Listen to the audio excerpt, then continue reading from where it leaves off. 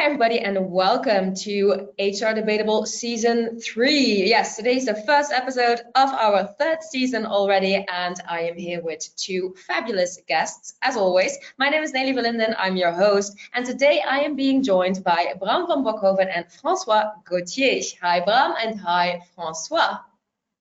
Hi, Nelly. Hi, Nelly. Hi, Bram. François, perhaps you can introduce yourself in a few words.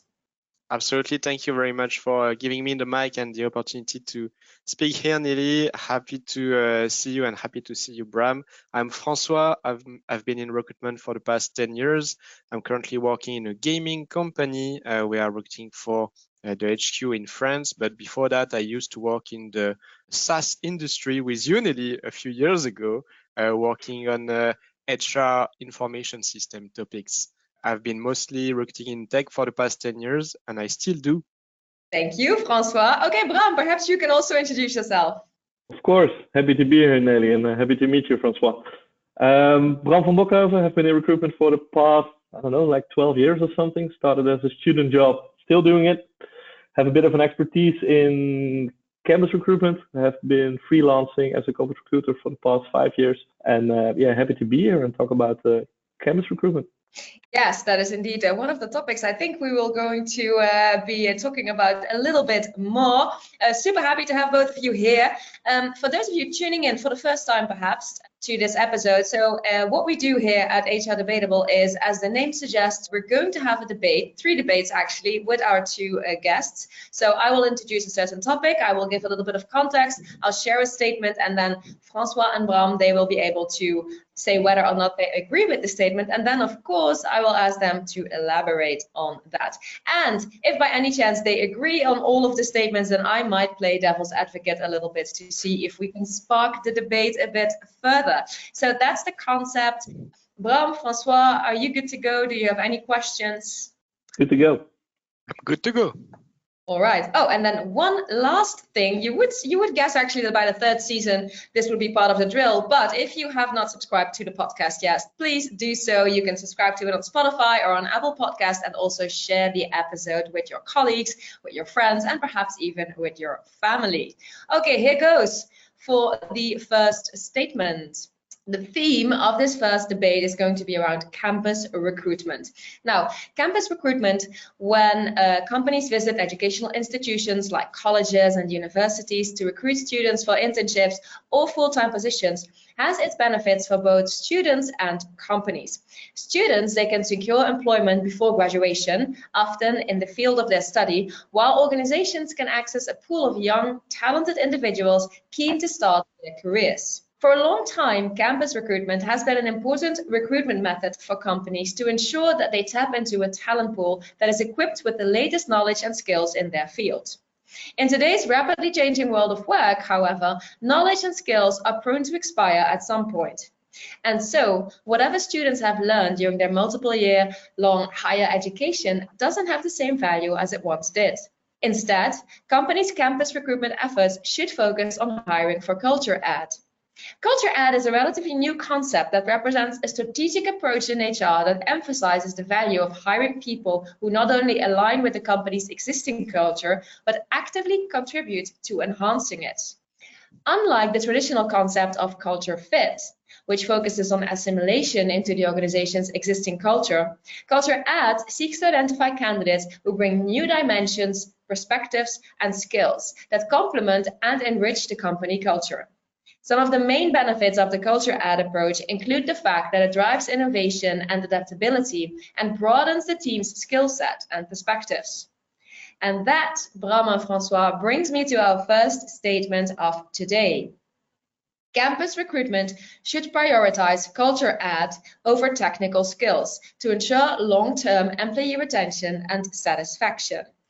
All right, let me start with you, Bram. Do you vote yes or do you vote no regarding this first statement? I vote yes, but you need to place a lot above technical skills. So it's not just the culture. All right, okay, thank you. François, what do you vote? I vote between a yes and no would be a maybe. So I would say a no, but no, but. Okay. All right, nice. I like that. Okay, Bram, I'm going to go back to you first. So maybe you want to share a little bit more about why you vote yes. Yeah, of course. I think it's a bit of a broader issue than that. I think what you see now that in most campus recruitment efforts, people still hire on technical skill. And I think you need to look broader than the technical skill. For instance, culture add. So I think that's one of the examples you need to take a look at. But on the other hand, I think you also need to take a look at team performance, team fit, culture fit, a number and a variety of reasons why you need to hire. And I think technical skills is part of that, but it's declining less and less on one of the reasons that you still need to hire someone. But for instance, and I think Francois, he hires developers, I guess, for instance, you need to have some technical skill in the development language. And I think we can all agree that when you visit a general practitioner, you want someone to have a degree in medicine. So you need to have some technical skill, and it will always be a part of why you hire someone, but it's declining less and less on the hierarchy of why you want to hire someone, I guess. Okay, very clear. Thank you very much, Bram. Francois, let's go to you.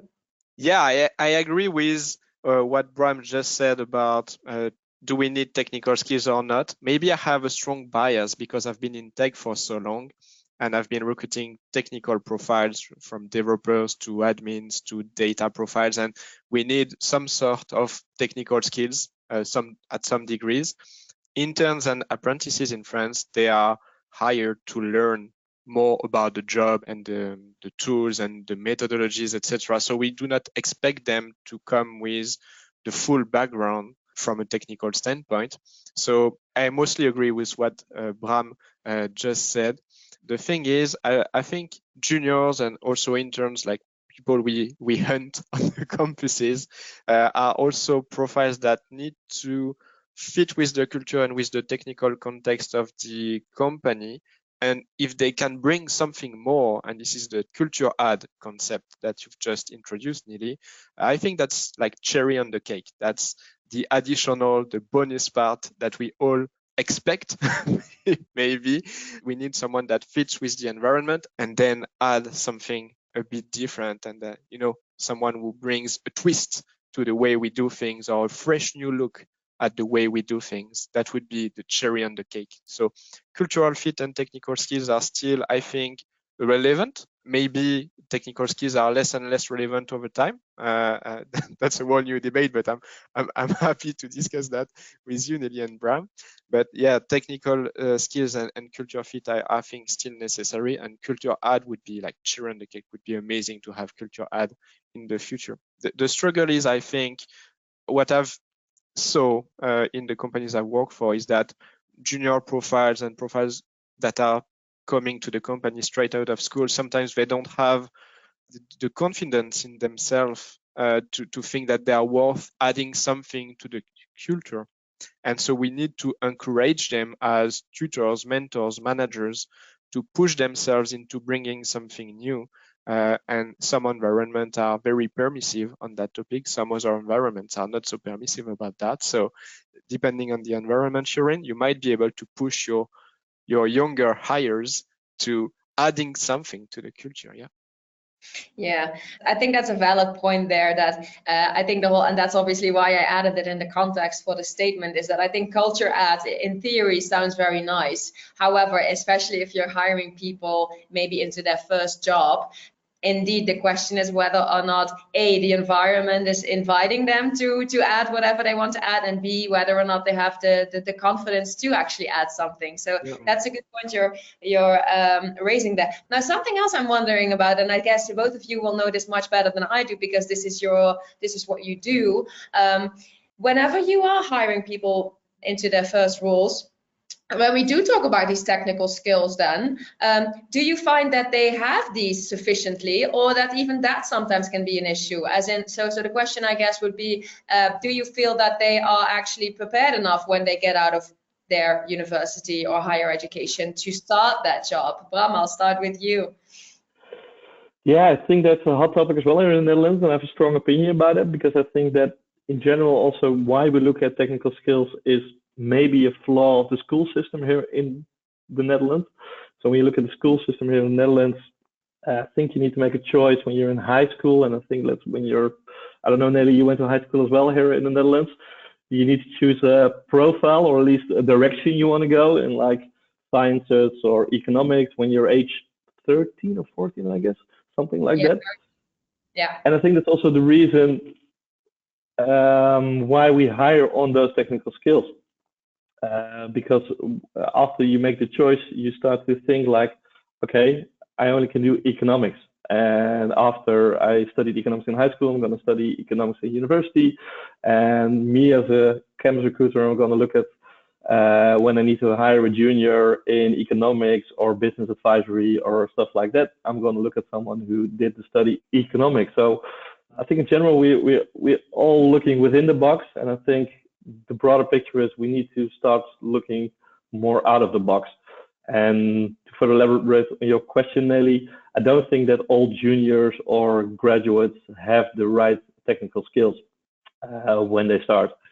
And you need to develop those technical skills. And that's a strong thing. And also, Francois said that the junior, they don't think they add a lot to the company, but actually do. They still motivate people, they are creative, and I think we need to stay away from the technical skills. Well, maybe we need to take them into account a bit, but take a look at how the juniors can take the company further. But the thing is they don't have the right technical skills yet. So yeah, you need to tutor them in that.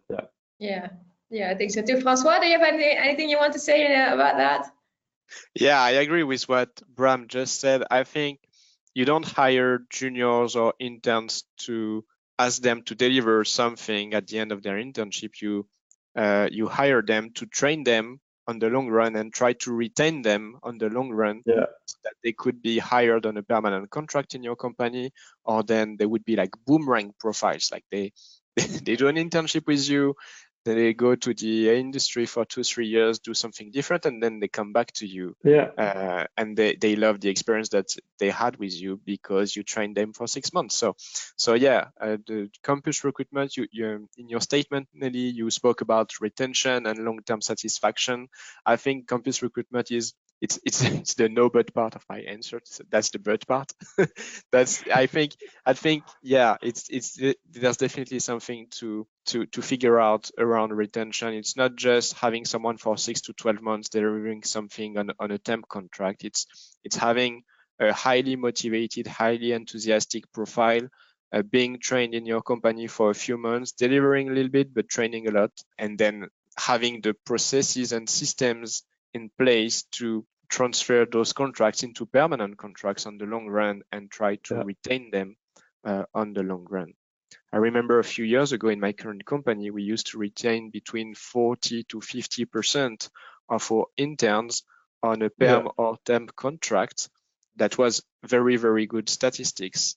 Nowadays, the situation is a bit different, so this ratio is a bit lower. But a few years ago, campus recruitment was mostly about giving interns a very great experience. And so we were ranked part of the top companies on the Great Place to Work standards for interns. We have things in France that are dedicated to this very young population, and we were always on the podiums, and we had massive budgets for that, and to give them a strong experience in our company so that they could come back later, a few years later, or just after their internship being transferred to a temp or perm contract. So yeah, I definitely agree with what Bram just said about, I think it opens the conversation to how campus recruitment fuels retention programs in your company. Yeah, I think in general, campus recruitment is so important and it's purely hypothetically speaking. If you have the perfect company which doesn't have any retention, then you only need to do campus recruitment. So it's like the basic effort what you need to do for recruitment. So yeah, I think that's one of the main reasons why it's so important. Yeah, absolutely. All right, thank you very much for this first debate. We are going to move on to the second one.